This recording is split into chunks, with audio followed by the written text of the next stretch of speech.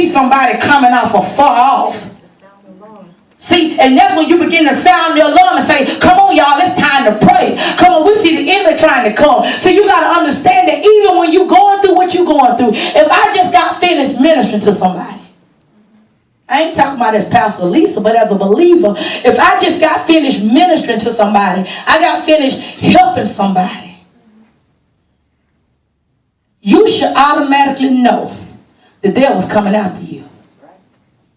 You can encourage them about their marriage, their children, their money, depression, whatever it is. As an automatic, you should know, you should be watching because the enemy is coming to get you. Because he's saying, you trying to take one of my children. You trying to get them to see God's way, and I'm trying to keep them seeing this is hopeless, it's doom, and it's gloom. And so when you begin to pray for that person, and that person say, now I see it. I see what God's doing. You got to know that you got to be watching out. You got to be in a place in prayer and say, oh God, where is the enemy coming? Where is he coming trying to fight me at? That's when you got to do it. See, the problem is we help people and we just forget all about that. We help them and we go on and like, bang. And see, we didn't ask God to show us where was the attack coming from. I remember one time I had took somebody, I had brought somebody to church and God delivered them and he just ministered to them. Time I dropped them off, the police came behind me. I said, oh devil, you's a liar.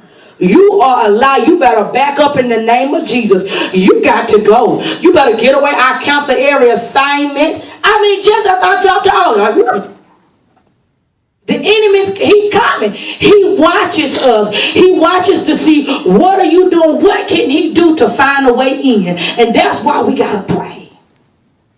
So we can't spend no more. We can't spend all the time. God do this. God bless my children. God bless this. Every time you begin to pray, because you remember I told you intercession is when you pray what he puts on your spirit to pray. See, when we in control of prayer, we checking off our list. Do this, do this, do this, do this. We ain't letting God talk.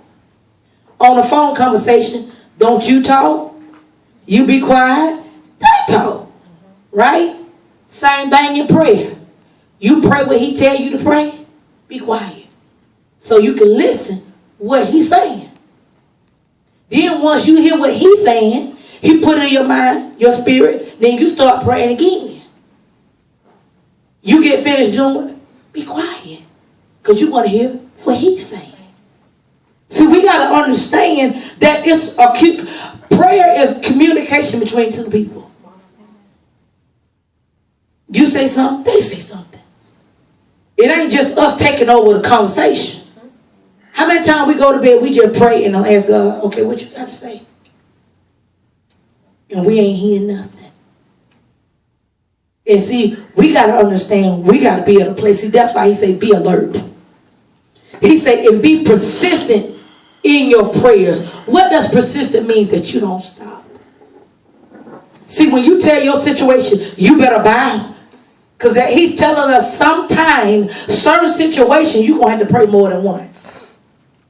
You know, some people say, well, you did pray at one time, God got it, he do got it. But sometimes you have to stay in a place of prayer until you get a breakthrough.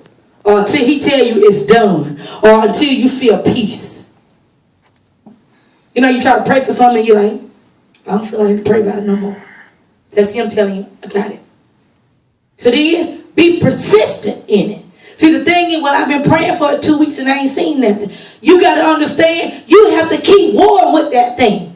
Think about it. If some of us been how we've been for 20-some years, you think it's fun to just go? The devil goes, oh, okay.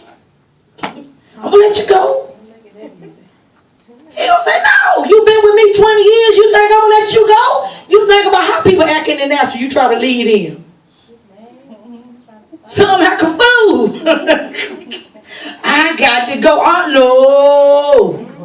And when the devil get in some people, if I can't have you, can't nobody have you. And see, that's how that devil think about you. I ain't finna let God have you. I'm finna take out the big dog. Come on, we finna take them down. So if he calling all of the head honcho, come on, take them down. Give them trouble on their job. Give them trouble when they go to church. Give them trouble when they go to the store. Give them trouble.